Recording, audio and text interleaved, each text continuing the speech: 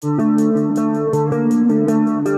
jeunes artistes pluridisciplinaires terminent actuellement leur cursus à l'école professionnelle des arts de la scène, EPAS, située à Mâcon. Quel est le profil de ces étudiantes qui rêvent de faire carrière sur les planches? Pour en savoir plus, nous recevons aujourd'hui dans notre studio Héloïse Doré qui a intégré l'EPAS à l'âge de 18 ans. Bonjour Héloïse. Bonjour. Alors Héloïse, toute petite, vous rêviez déjà d'être actrice en regardant notamment Pirates des Caraïbes et pourtant, c'est vers les métiers de la mode que vous vous êtes tournée en premier. Le spectacle vivant, c'est un milieu qui faisait peur à vos parents ? Oui, totalement. C'est un milieu qui faisait extrêmement peur à mes parents. Ils voulaient que je me lance plutôt dans des études concrètes pour pouvoir être stable plus tard. Et la mode, du coup, c'était quelque chose de concret pour eux? Oui, c'était plus stable, il y avait plus de métiers, couturière, tout ça. Le paradoxe marque un peu votre parcours, Héloïse. En effet, vous étiez l'amie drôle, populaire, alors même que vous affrontiez une dépression. C'est quelque chose que vous essayiez de cacher à l'époque ou pas du tout? J'ai pas du tout essayé de le cacher au départ parce que je n'étais même pas au courant que ce que je vivais, c'était la dépression. Et je m'en suis vraiment jamais cachée. J'en ai toujours parlé ouvertement, que ce soit à mes amis, même aux professionnels, aux adultes aussi.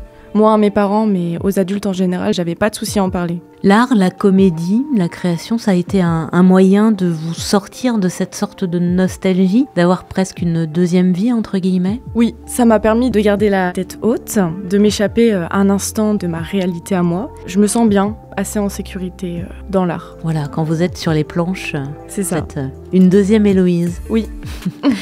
Héloïse, après plusieurs tentatives de suicide, des séjours en hôpital psychiatrique, vous vous êtes découverte hypersensible. Comment vous décririez cet état psychique? C'est vrai qu'on en parle beaucoup, mais on ne sait pas vraiment ce que ça veut dire, l'hypersensibilité. L'hypersensibilité, je dirais que c'est quelque chose de fatigant, car nos sens ils sont multipliés par 10, et nos émotions aussi.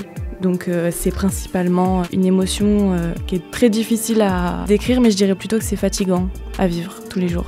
Vous auriez une anecdote à nous raconter? Qu'est-ce que vous vivez différemment puissance 10 par rapport à nous, par exemple? La luminosité, que ce soit le soleil ou par exemple la neige, les nuages, toutes les couleurs. Ça éblouit, du coup on a plus vite mal à la tête, on supporte moins, on devient énervé, du coup quand on est fatigué ça empire. Pareil pour tout ce qui est bruit, dès que beaucoup de personnes parlent ou qu'on a du bruit extérieur, ça nous impacte vite et du coup ça peut impacter sur notre santé et nos émotions qu'on ressent. Est-ce qu'il y a des choses que votre hypersensibilité vous empêche de faire aujourd'hui? Je ne pense pas, en tout cas pas à ma connaissance. Peut-être à l'époque, mais j'ai plus confiance en moi aujourd'hui, donc apprendre déjà un peu plus sur l'hypersensibilité et réussir à en faire une force plutôt qu'un défaut, c'est mon principal combat, on va dire, sur l'hypersensibilité. Ça a changé quelque chose pour vous que le diagnostic soit posé? Vous aviez du mal à vous comprendre, à comprendre comment vous réagissiez par rapport aux autres? Oui, c'est toujours difficile quand on sait pas trop ce qu'on a comme problème. Et une fois qu'on a enfin mis le mot dessus, ça nous rassure, on se dit qu'on n'est pas tout seul, qu'on n'est pas anormal. Ça permet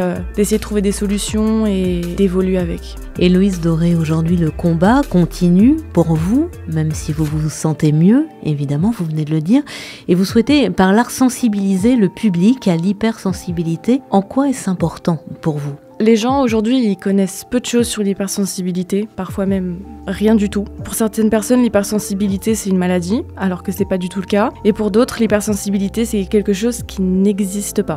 J'aimerais juste recontextualiser le sujet par rapport à ça et je veux que les gens sachent vraiment ce qu'est l'hypersensibilité, mais aussi pouvoir aider les personnes à se reconnaître dans ce trait de personnalité et leur dire que ce n'est pas grave et que ce n'est pas quelque chose de négatif. Est-ce que toutes ces failles, justement, cette personnalité à fleur de peau sont devenues une force, un atout pour vos 3 années d'études à l'EPAS? Alors oui, ça m'a beaucoup aidé dans mon parcours. Par exemple, au début de ma première année à l'EPAS, je pleurais à chaque remarque constructive qu'on me faisait et maintenant ça va beaucoup mieux. Je me suis endurcie, mais j'ai encore du chemin à parcourir. Danse, chant, théâtre, cette école propose une formation pluridisciplinaire. Qu'est-ce qui vous a le plus apporté, le plus révélé? Les 3 m'ont beaucoup apporté, mais je pense que dans le chant, je me suis vue progresser et mes proches aussi. Je prends petit à petit confiance en moi dans ce domaine et je prends mes marques aussi. Pour votre examen de fin d'études, Héloïse Doré, vous avez écrit et mis en scène un spectacle sur l'hypersensibilité.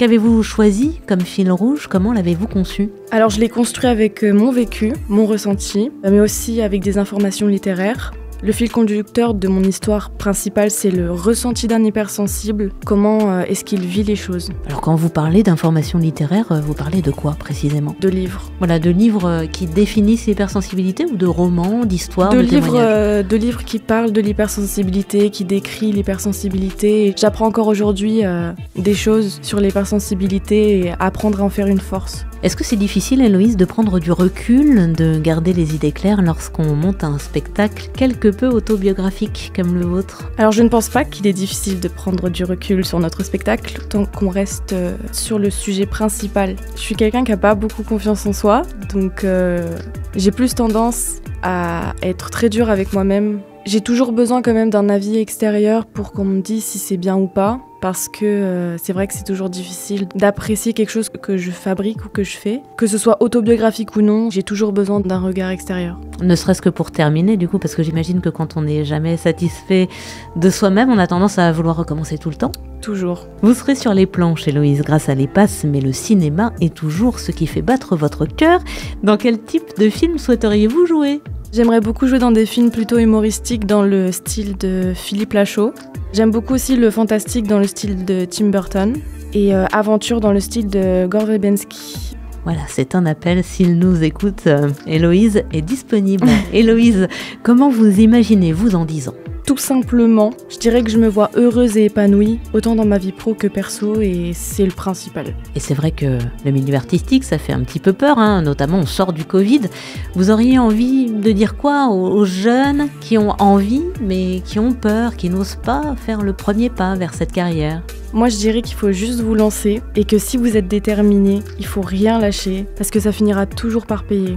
Quel beau mot pour terminer cette émission. Merci beaucoup, Héloïse. De rien. Et pour en savoir plus sur l'EPAS, École professionnelle des arts de la scène de Mâcon, rendez-vous sur le site internet epas.pro. Merci.